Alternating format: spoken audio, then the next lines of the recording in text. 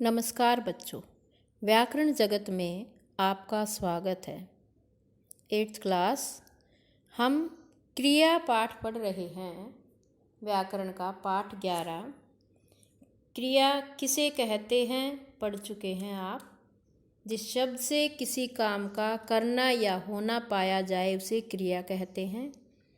यह मुख्य रूप से दो प्रकार की होती है, दो वर्गों में बांटी गई है। कौन से कर्म के आधार पर और संरचना के आधार पर। कर्म के आधार पर सकर्मक और अकर्मक क्रिया पढ़ चुके हैं हम। सकर्मक क्रिया जिसमें क्रिया का फल कर्म पर पड़े और अकर्मक में जिसमें क्रिया का फल कर्म पर ना पड़े। फिर हम सकर्मक क्रिया के भी दो उपभेद कर चुके हैं, एक कर्मक और द्विकर्मक। एक कर्म वाली क्रिया और द्विकर्मक में दो कर्मों वाली क्रिया जिसमें दो कर्म होते हैं। इसके बाद हम पढ़ चुके हैं संरचना के आधार पर क्रिया के 5 भेदों में से 3 मैं आपको बता चुकी हूँ। सरल क्रिया जहाँ केवल एक क्रियापद होता है, एक क्रियापद, वह आया वह गया, एक क्रियापद वाला। उसके बाद हमने किया था संयुक्त क्रिया में जहाँ 2 या 2 से अधिक क्रियाओं का योग, 2 या 2 से अधिक क्रियाएं, जैसे गाड़ी चल दी, ठीक है, गाड़ी चल निकली, 2 क्रियाएं जिसमें हैं वो संयुक्त क्रिया हम कर चुके हैं। इसके बाद हमने किया था प्रेरणार्थक क्रिया, जिसमें प्रेरणार्थक में क्या था, जिस क्रिया से यह पता चले कि कर्ता स्वयं काम न करके किसी दूसरे को काम करने के लिए प्रेरित करता है, वो प्रेरणा देता है कार्य करने के लिए, खुद नहीं करता है। माँ ने नौकर से कपड़े धुलवाए, माँ ने प्रेरणा दी, नौकर से धुलवाए, किसी और से काम करवाया, प्रेरणा माँ ने दी। तो ये आपके हैं प्रेरणार्थक क्रिया, जिसमें कर्ता सिर्फ प्रेरणा देता है, कार्य किसी और से कराता है। अब हम करेंगे इसके बाद, आज हम जो 2 भेद बचे हैं वो समझाऊंगी आपको, एक नाम धातु और एक मिश्र क्रिया। अब नाम धातु के बारे में जानते हैं कि नाम धातु क्या है। नाम धातु में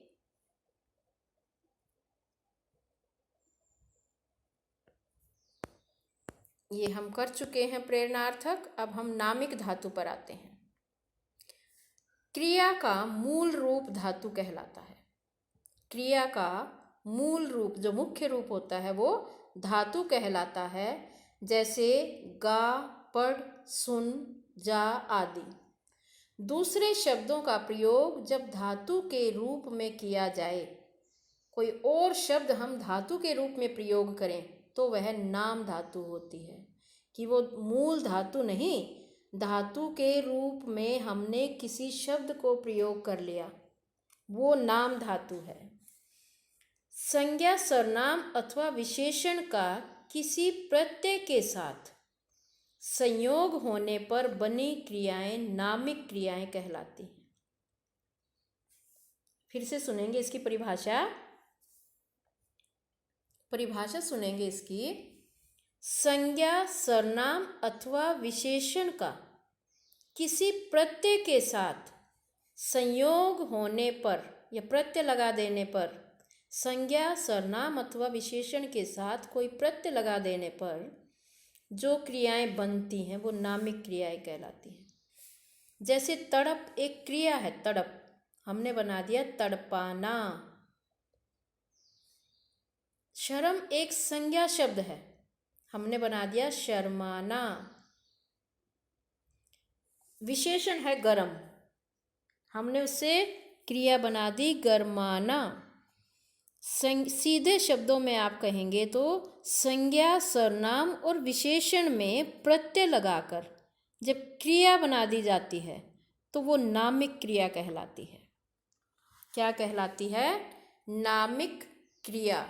गप मारना, ये देखो गप मारना, प्रत्यय जोड़ दिया जाता है। अब हम मिश्र क्रिया पर आते हैं। मिश्र क्रिया पर हिंदी प्रत्यय प्रधान भाषा नहीं है। हिंदी प्रत्यय प्रधान भाषा नहीं है, अतः संज्ञा, सर्वनाम तथा विशेषण जिन्हें संस्कृत में नाम कहा गया है, प्रत्यय जोड़कर नाम धातु क्रियाएं हिंदी में बन गई हैं। जब उनमें प्रत्यय जोड़ दिया तो वो हिंदी में आ गई हैं।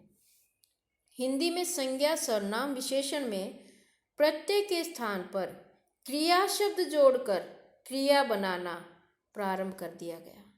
जैसे हमने ऊपर इसमें क्या जोड़ा था, नाम धातु में संज्ञा, सर्वनाम और विशेषण के साथ एक प्रत्यय लगा, एक क्रिया बना दी थी प्रत्यय जोड़कर।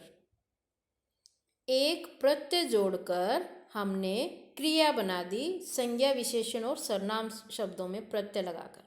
अब यहाँ हम क्या करेंगे, संज्ञा शब्द में क्रिया लगाएंगे, विशेषण में क्रिया जोड़ेंगे, सर्वनाम में एक और क्रिया जोड़ेंगे।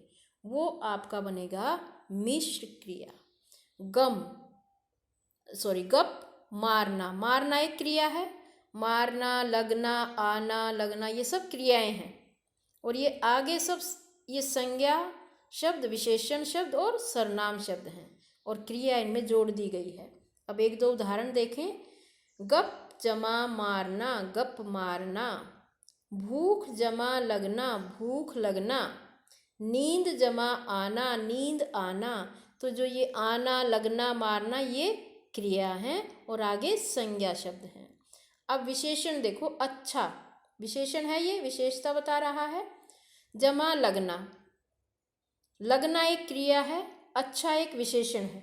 अच्छा, बुरा, छोटा, बड़ा, ये सब खास बातें हैं, किसी की विशेषण है। ये किसी की विशेषता बता रहे हैं, वो विशेषण है और उसमें क्रिया जोड़ दी गई है। अच्छा लगना, बुरा लगना, गर्म लगना, ये मिश्र क्रिया कहलाती हैं। क्या कहलाती हैं? मिश्र क्रिया। क्रिया के साथ कुछ और जोड़ देना, वो मिश्र क्रिया हो गई। कुछ और में क्या क्या आ गई? संज्ञा, विशेषण, सर्वनाम शब्दों के साथ क्रिया का जोड़ना ही मिश्र क्रिया कहलाता है। ठीक है, संज्ञा, विशेषण, सर्वनाम शब्दों के साथ क्रिया को जोड़ देना ही मिश्र क्रिया कहलाता है। ऐसी क्रियाएं जिनका पहला भाव संज्ञा, सर्वनाम या विशेषण जो मैंने अभी बोला है उस वही परिभाषा सेम ये है, तथा दूसरा भाग क्रिया, उन्हें मिश्र क्रिया कहते हैं। आगे तो संज्ञा, सर्वनाम और विशेषण हो और पीछे कोई क्रिया जोड़ दी जाए, वो मिश्र क्रिया कहलाता है। ये अध्याय संक्षेप आप पढ़ेंगे और अभ्यास कार्य करेंगे। अगर कोई आपको इसमें दिक्कत आती है तो आप मेरे से अवश्य पूछेंगे। तो ये आपका यहीं पर पाठ 11 क्रिया समाप्त होता है। मिलते हैं कल तक के लिए धन्यवाद। शुभ दिन।